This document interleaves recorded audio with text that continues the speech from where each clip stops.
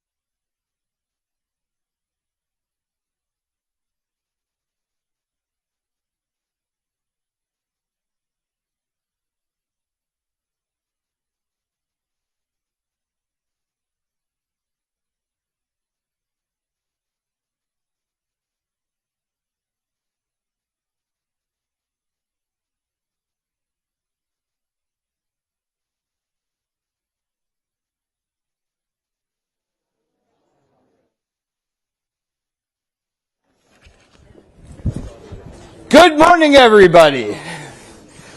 I'm John Carney. Every day I put out the Breitbart Business Digest, which is free. You can subscribe. You should all subscribe. Comes to your email box, and I talk about what's going on in business. Today, though, you're going to get a preview of what is going on in the world without even reading your email, which is great. But before we begin, we have some little bit of business. I'd like to thank our sponsor, the Interstate Natural Gas Association of America, and our partners, CGCN and the Alpha Institute. I also want to give a little, if we're watching TV, have like a little preview. Coming next week, we are going to be interviewing the EPA Administrator, Lee Zeldin. And then on November 20th, we're going to have a young man who grew up in Kentucky and then Ohio, and sort of showing that like anybody can make it in America. He became the Vice President of the United States, J.D. Vance, November 20th. But before that, the main attraction, we have Matt Boyle, our Washington Bureau Chief, is going to be talking to the Secretary of Treasury, Sean Duffy. I'd like to welcome him up to the stage right now. Matt, Secretary Duffy, thank you for being here.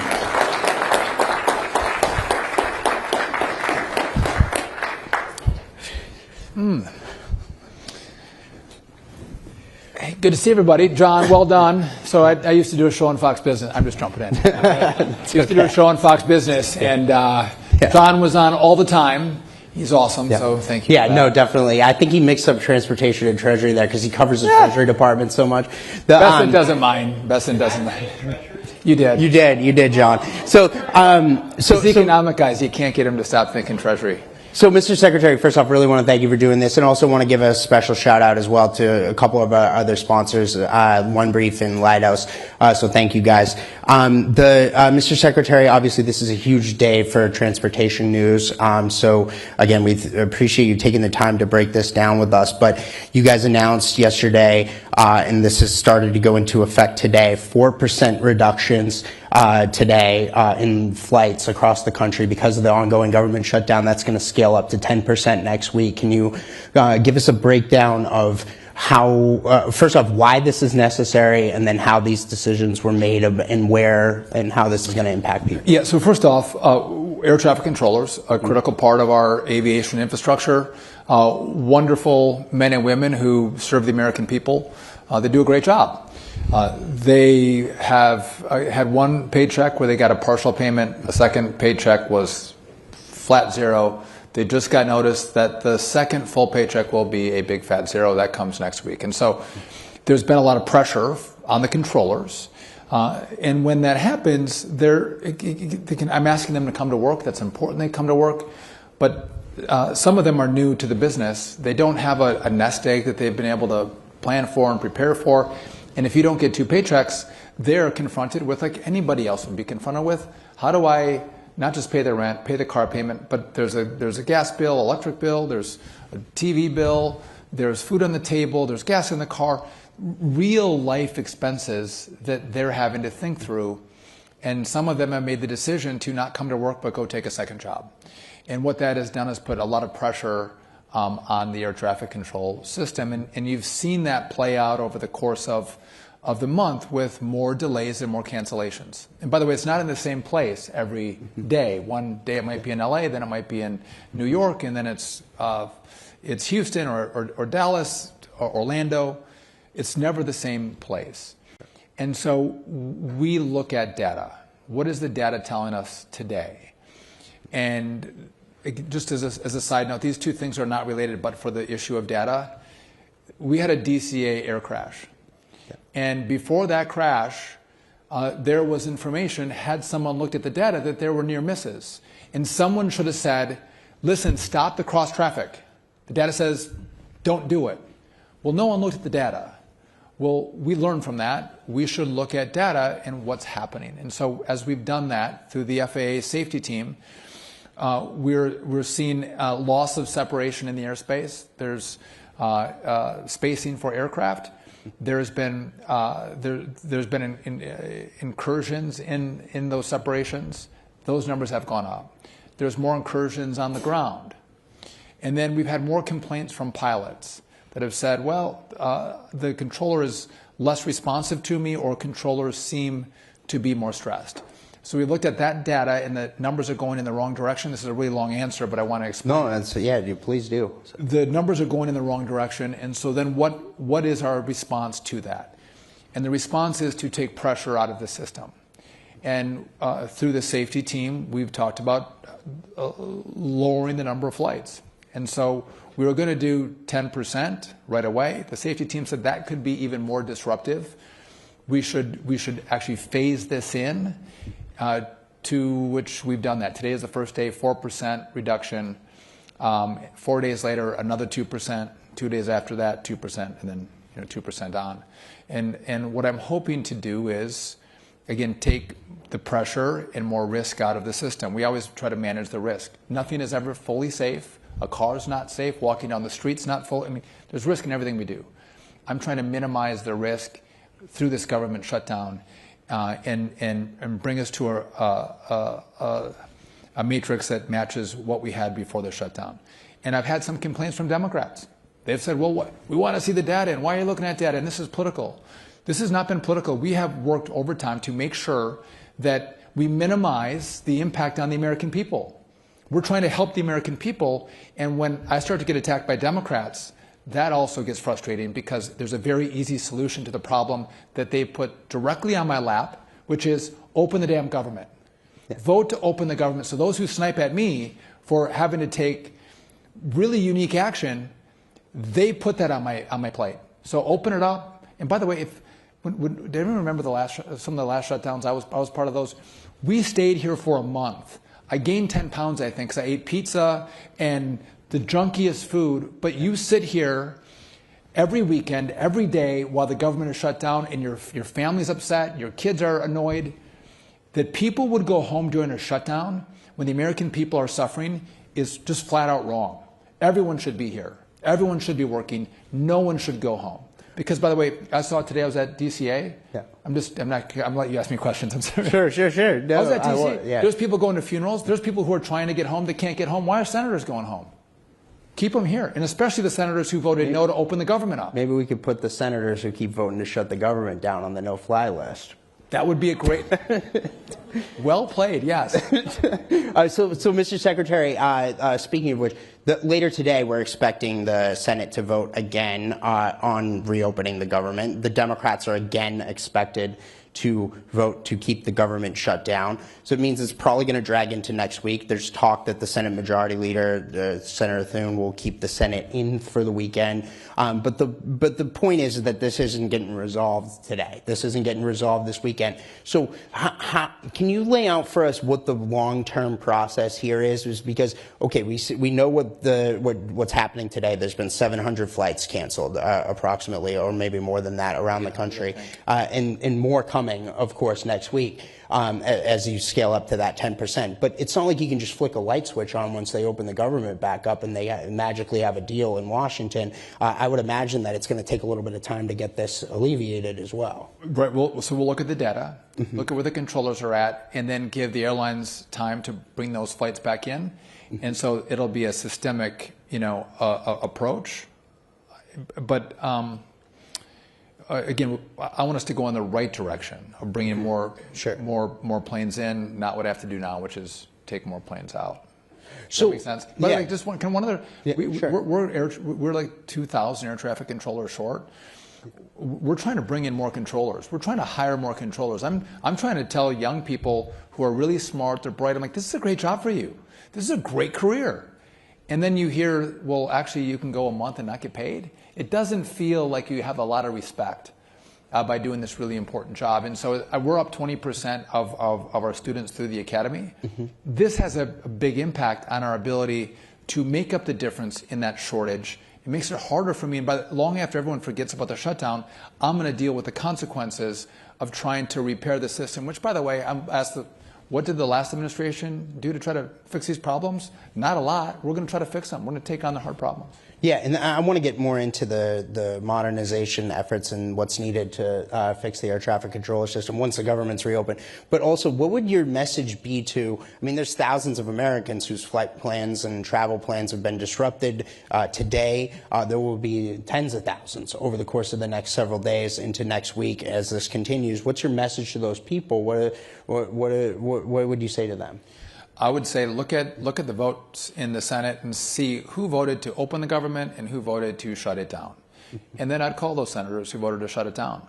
And that's where the blame lies. And that's not for I understand there's true differences of opinion. And I'm okay with that. But this is not the system we have to address differences in opinion in the legislature.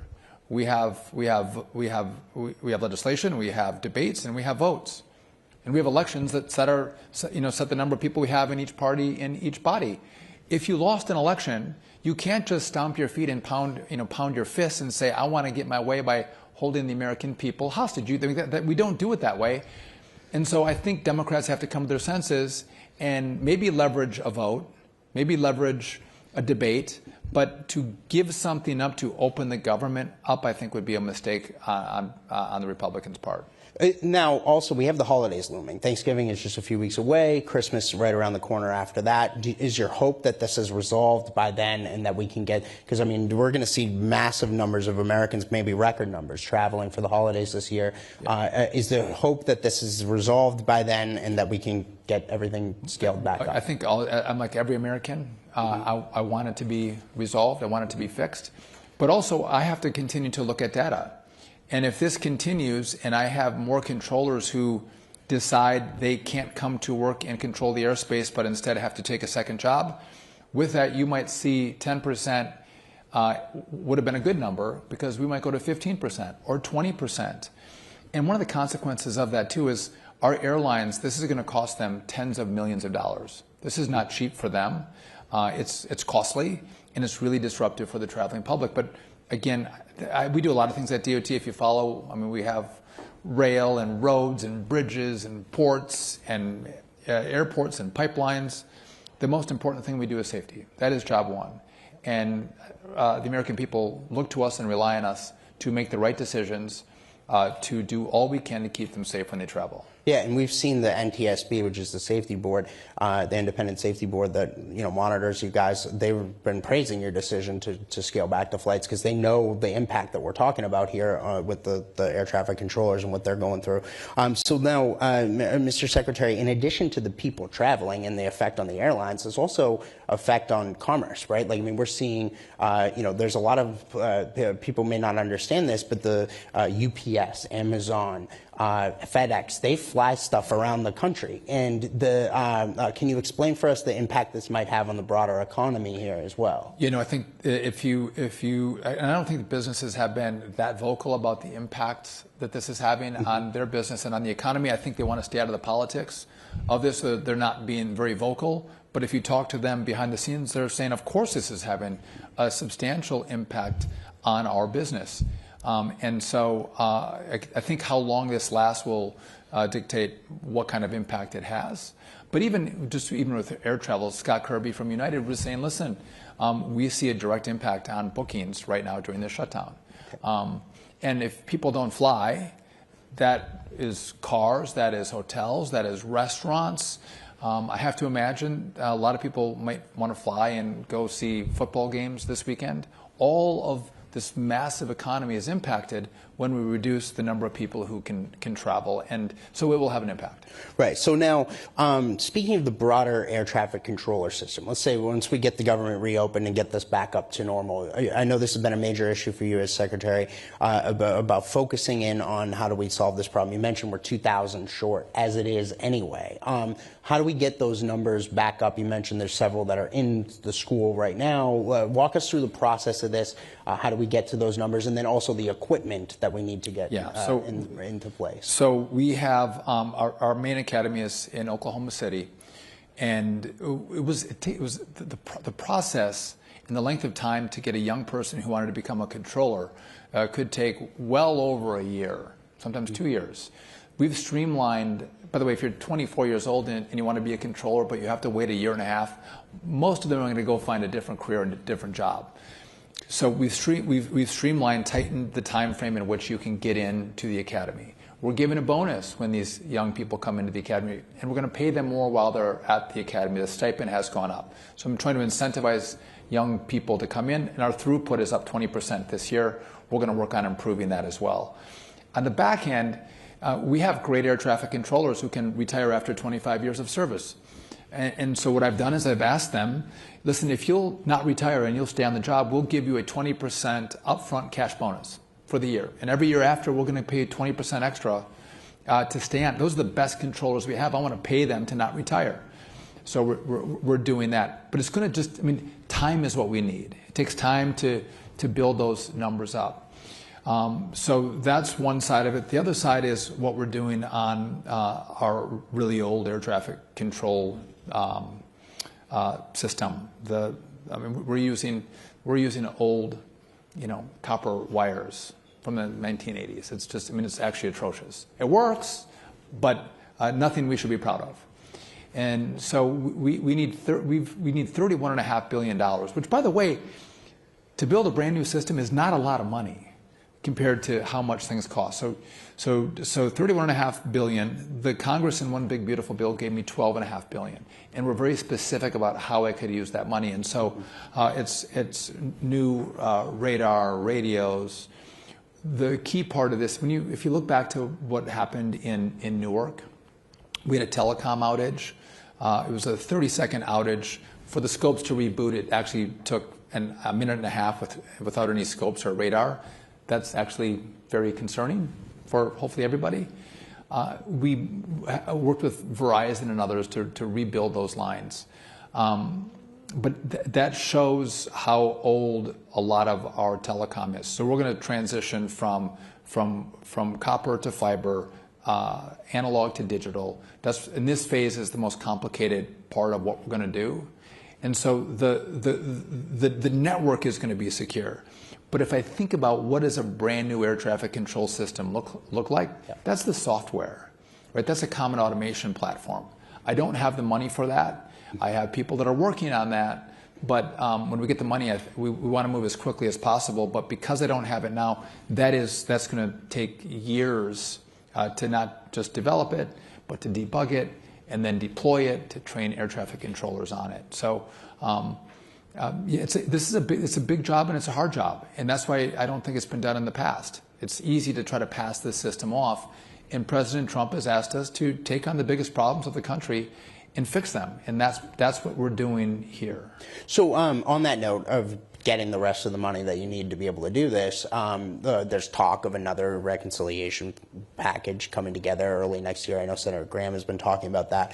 Have you talked to the president about this? Have you talked to members of the U.S. Senate about this? Are they considering adding more into this next reconciliation plan that they're talking about? I saw some reports yesterday that they seem a lot further along than people expected, which seems, I guess, promising. But your thoughts on that?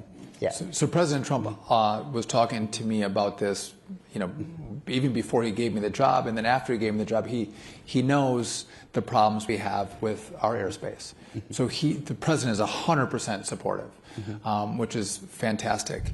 We can talk about politics all day long. I can throw blame on the shutdown. What's great about this issue is this is bipartisan. Sure. Everybody agrees that this has to be done.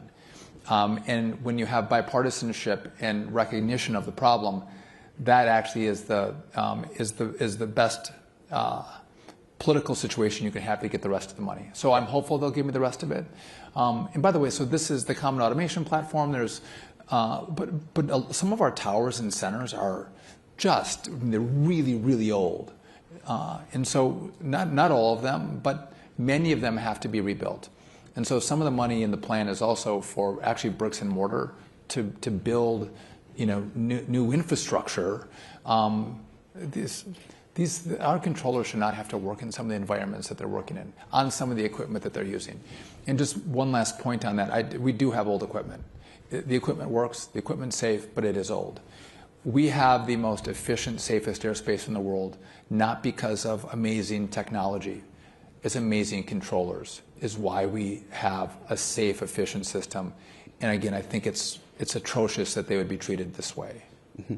So shifting gears here, big other topic that is very much in the news around that you guys are focused on in the Department of Transportation has been the issue of illegal aliens driving trucks in America. We've been seeing the blue states out there like California, Washington State handing out CDLs to illegal aliens, people in the country illegally, non-citizens, and there have been a number of incidents in the last month or so where these folks have crashed and killed Americans. There were at least two that I've seen. You guys released a bombshell explosive report about California and Governor Newsom not following the law about this. Can you give us the latest on what has happened with regard to this issue and how you guys are reining in states like California on this? So there's two issues. There's non-domiciled commercial driver's licenses. Let me first talk about English proficiency. Mm-hmm. That was the first issue we came out with. There's a long-standing rule. We didn't create this rule in this administration. It's been here for decades. You have to be proficient in the English language, speaking and then understanding road signs. Pretty common sense for a commercial driver. In the Obama administration, they basically switched the penalty to be a slap on the wrist. No real penalty if you can't speak the language. We went back to the pre-Obama change and would take vehicles out of service, which is very complicated for a company if you're taking their vehicles out of service. We went back to the old rule. One of the problems we have is California was the only state that, in essence, have told their law enforcement officers not to enforce English proficiency rules. Now, that California driver who's not proficient in English, if they drive in Oklahoma and get pulled over, they're like, aha, well, listen, he was pulled over in California. They didn't do anything, but obviously he can't speak the language. So California's not enforcing the rules. So we pulled $40 million from California because of that. The second issue is a non-domiciled CDL. So what does that mean? The rule, this was set up so if, again, I'm from Wisconsin, I want to go to Texas, I'm not domiciled in Texas, but I want to get a Texas commercial driver's license. I could come from Wisconsin where I'm a resident, I could go to Texas and I could get a commercial driver's license in Texas, and it's all legal and it's made for Americans going from state to state. Well, like many good rules, this was contorted and abused, and now you see foreigners coming into the country and getting non-domiciled commercial driver's licenses. It was not intended for them, but that's how the law was contorted. So these commercial driver's licenses were issued like states in California, like in California, where if I'm here, I'm a foreigner, my work permit lasts until the end of this year. California would issue them a commercial driver's license, maybe that expires 2 years after their work permit. That's an incentive to stay in the country longer, number one. But two, there's no justification to give them I don't know what their status is going to be, after the end of this year. Yeah. So a lot of them were issued illegally, number one. Number two, some of them weren't here legally at all. So you have an illegal in the country that should actually, when they come into the DMV, they should be deported. Instead, they were given a commercial driver's license. And again, this is our big rigs, but they can also, they can drive hazardous materials, they can drive school buses. Incredibly problematic. And so the country has been flooded with these kind of drivers. It has decimated a lot of our this is not why we're doing it, but it truly has decimated the American truck driver, where it used to be a good living you could make. Not any longer. I'll tell you, we hear from truckers all the time because we host radio, and a lot of them are listening to satellite radio around the country. I get calls every Saturday morning from at least a handful of truckers around the country, and it has been going on for years, where they are raising these exact issues, particularly the English proficiency issue. And they're happy now we're addressing it. The president has said, make sure we follow the intent of the laws, and that's what we're doing. So basically, we told every state, you can't issue any more of these non-domiciled CDLs, these foreigner CDLs. So they have stopped. But then we said, you have to go back and review for the ones you've illegally issued. And a lot of states have been willing to comply. Again, California has been unwilling. So there's additional money we can pull from them. At one point, we can pull their authority to even issue commercial driver's licenses. Now, I don't want to fight with Gavin Newsom. I just want them to comply. You want people to be safe, right? And if you see these crashes, it is truly problematic. You want well-trained individuals on American roadways, and I don't think we feel like that's necessarily the case after some of these rogue states. Right. So now the latest has been that you guys put out this really a bombshell report about how California hasn't followed the laws on this in the lead up to this horrific incident. But can you tell us kind of what's next on the horizon on this? What is the next stages here with Governor Newsom? And by the way, is Governor Newsom, because he didn't follow the laws here, is he responsible for those deaths, or like? It's California as a whole. Right, I don't think you're going to be able to sue Gavin Newsom, but so we gave California 30 days to comply, and they've all stopped. They're not issuing new licenses. Have they complied and going to review what we think is a substantial thousands of illegally issued driver's licenses on the commercial driver front? I'm not sure whether they've done that or not. But they've blatantly said we're not going to enforce the English proficiency rules. Again, this is not. If people come in the country illegally, there's a whole debate you could have, which I'm on. You probably know the side that I'm on. On border security and what we should do with people who are here illegally. This is not that debate. This is a debate about safety. This is about making sure you have well-trained commercial drivers on our roads. We have a lot of these drivers that are going through CDL mills, commercial driver license mills.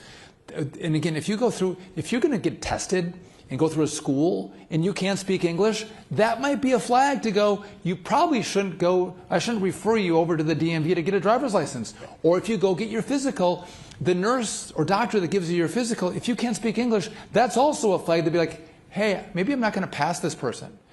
Yeah. The system is set up to pass these people through. And then the DMV in California is giving them the commercial driver's license. This is a safety issue, and you've seen, it's not just one, multiple crashes on our American roadways that are horrific, that should never happen. And so I'm not engaging in the debate, which I have an opinion on, of illegals here. This is a debate about, do I want to keep Americans safe on American roadways? That's the conversation that Gavin Newsom is refusing to have, because I don't know if he thinks it's good politics. I would argue it is not. Right. So now the other incident that I mentioned there, this happened in Florida, where there was again an illegal alien in the country, got a CDL during the Biden administration, but they got their CDL in Washington State. And that came only after failing the test 10 different times before they finally got the CDL. So how do we fix that CDL mill issue that you're talking about there, where they're just churning these people out in the in the blue states like that? We're going to go after them, right? We're going to go after these CDL mills. But this is an interesting space. Maybe you're all bored about this. It's really important, I think, to do this right. And it gets to be really complicated really quickly. And we're trying to navigate and take the right amount of time to address all of these problems. There's the issue of cabotage. You can come from Mexico and you can drop a load in the U.S. And then the rule is you have to go back to Mexico. What's happening, though, is that Mexican truck and driver are picking up multiple loads thereafter and driving throughout the country, doing deliveries, and then going back to Mexico. And by the way, that's taking jobs away from American truck drivers. They shouldn't be doing this. Well, it gets to be complicated to figure out who these drivers are. AI can be very helpful to us on, if you drive in, you drop, when should you be coming back through customs? If you come back 5 days later, ding, ding, ding, we might have a problem. But no one's used these tools, and no one's focused on it, no one's cared. We actually care about this and are working through the issues to resolve the problems. Okay, so now shifting gears here again, deregulation. You guys have taken a number of historic steps during your time as secretary. I believe you've done $1.3 billion in deregulation. Can you kind of lay out for us how you've saved taxpayers money on this? What are the major things that you're going after? How you're doing it? Walk us through the. Just name a couple. This is not in the list, but we have the California high-speed rail, the rail to nowhere. By the way, I want high-speed rail in America. I think if Europe and Asia can have it, I think America should have it too. But the California high-speed rail was never going to be built. It was billions and billions of dollars over budget, and it was decades overdue. We pulled that money. Speed limiters for trucks, another example, where again, I think that's a safety issue with taking out the speed limiters. We're about to announce CAFE. CAFE is going to be, I think, the largest dereg that comes in the federal government as a whole. And it was going to drive down the cost of a vehicle because, again, a 50 mile an hour efficiency standard is unattainable for a combustion engine. And so we were driving up the cost and the carbon credit purchases for American car companies, getting rid of that and having a more sound mile per gallon threshold is going to, again, allow us to sell more cars and allow us to bring down the cost of a car, to the tune of thousands of dollars. I think we have 150 regulations that we've worked on rolling back, and not for the sense of just rolling regulation back because we think that's great and people make more money. We think that we could roll regulation back, maintain safety, increase efficiency, and a lot of these rules are just stupid. Mm-hmm. Okay, so the last big thing I want to really talk to you about here is prices. Obviously, we just saw the elections in New York City, in Virginia, and in New Jersey, and the big talk is that Democrats are talking about affordability. It's like, I don't know where they've been on this for years, but anyway, point is that was the big talking point around Mamdani's victory there. Yeah. I think that the steps you guys are taking are designed to try to bring prices down, right? The transportation affects everything with regard to prices. So can you talk to us about how President Trump's administration more broadly and also the steps you guys are taking at the Department of Transportation are designed to bring prices down and combat inflation? Well, at a 30,000 foot level, when you have more rules and regulations, that cost more money, prices go up. If you spend more money or print more money, you deflate the value of the dollar. That causes that causes inflation, that causes prices to go up. We've tried to spend less money and not reduce, again, not reduce all regulations, but reduce dumb regulations and dumb rules. That's been the policy across the board, and I think the consequence of that will be that you will see prices come down. But if you're 26 years old and you look at the cost of a car, you look at the cost of housing, and you think, am I ever going to? My parents bought a house at 32 years old. When I'm 32, I can't buy a house. That's a huge problem in America. You want people to be able to afford the American dream. And so what are we doing on housing policy? What are we doing to, again, I want people to buy safe homes. What can we do, though, to alleviate some of the pressure around the regulations that will allow us to build good, safe homes that someone can afford and start their American dream? And I want people to have kids. I have 9 kids, by the way. I think kids are great. The kids are a lot of fun. Kids will give you joy throughout your life, and maybe a little bit of pain too, I don't know. But kids are great. But if you can't buy a house, how do you have family formation and how do you have kids? Some of the most joyful things in life can't happen unless you can afford some of these basics as you start your families. And so working on bringing the home prices down. If we can work on bringing the price of a car down. If the president is successful, and I think he will be, at bringing back more jobs.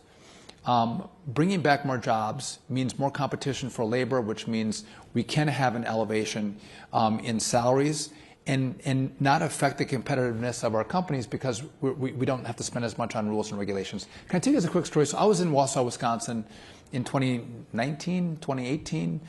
Great town, by the way. And I went to I went to Walmart. And I was trying to buy a Roku. I'm not very tech savvy. I bought a Roku, and the guy helped me buy a Roku. Had no idea how to help me. He just walked in the door. It was not helpful at all. Frustrating. And I told you I have a lot of kids, so I don't do 2 carts, but I pack my cart really well strategically as I go through Walmart and get all this food in one cart. And I'm going through the checkout line, and it's taking forever to get to the checkout line. The lady doesn't. It's literally slowly moving. And it took me forever to get through.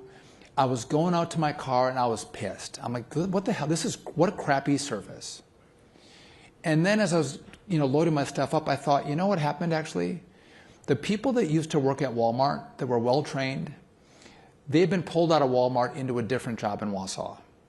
And this is a new group of people who have come in because of new opportunity, because there were so many jobs available, so many opportunities available that someone at Walmart that at the time was making $13 or $14 an hour was now out making $22 an hour because businesses needed more employment and good people to employ. That's what happens when people can rise up. You can start at Walmart, but there's another great opportunity that you can step from Walmart into somewhere else. And then Walmart can bring in a new group of people and train them, and they can step up. You do want that upward mobility, and I think the Trump policies, I saw it in 18 and 19, and I think you're going to see that again as these are implemented. You help people elevate and step through the economic classes and improve their skills and their ability to get a good paying job. Mr. Secretary, the last thing I want to ask you about here, take us inside. We've seen the historic transparency from President Trump. He literally live broadcasts the cabinet meetings, right? And I know you're there for those. Can you take us inside the room for one of those? What's it like being in there in the White House when President Trump does one of these cabinet meetings? He is the most amazing boss. He is what we learn from him on how he fights for the American people, how he thinks about issues. By the way, he makes decisions very quickly. Usually, sometimes he'll wait, and usually he's smart to wait on those issues. But we'll have a pre-meeting. We'll talk about anyone have anything to say before we let the press come in. Who wants to go? Do you got anything? All right.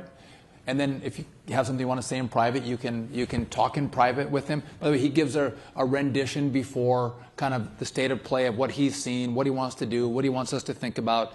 That all happens before. And what is interesting in this cabinet is, well, I've never been in a different cabinet, so maybe I don't know what I'm talking about. Everyone likes each other.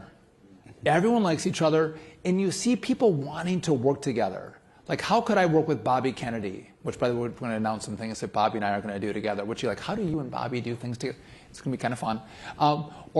but it's the collaboration. People want to work together. People want to serve the president, want to make him proud, want to make the country proud. That is a really great environment. If you're thinking about a team, that's the way you want your team to behave. They like each other. They're fighting for each other. They're fighting on a mission to help the country. That's what the pre-meeting is like. And then you all see he opens it up, and who knows what's going to happen. It's a lot of fun. Sometimes he just goes around the whole table, and sometimes he'll call on people to give different messages.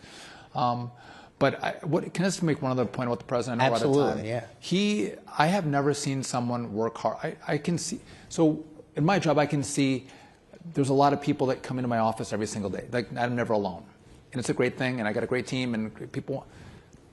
He gets that times 10. Sure. And 8 o'clock in the morning, 7:30 in the morning, he's on the phone, because I'll be on the phone with him that early. So he's on the phone upstairs. He comes in at 9 o'clock, and all day long, he's moving, he's meeting, he's thinking. Then he goes into dinner, and then dinners he's usually meeting with people. And then at night, he's still on the phone again calling people. Or if you call him at night, he picks up. He doesn't stop. But he's a machine.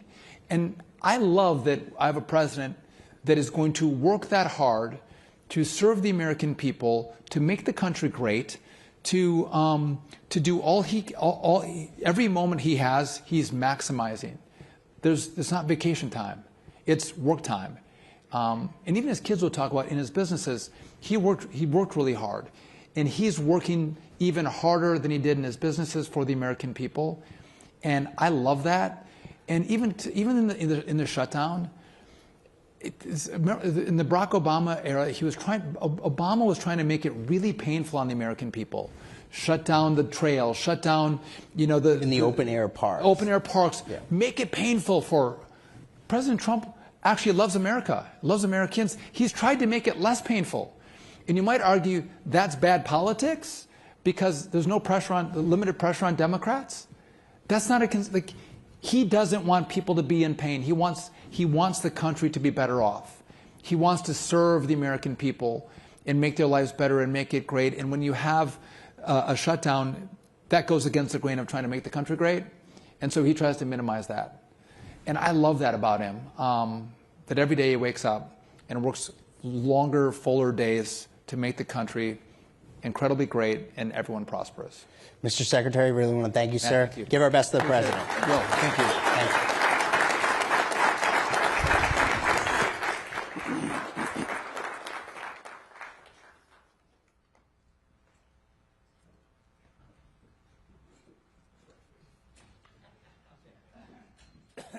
Yeah, I'd like to apologize to Secretary Duffy for demoting him from transportation to Treasury. I understand that he kind of gets a lot of jobs if there's something available, so he might have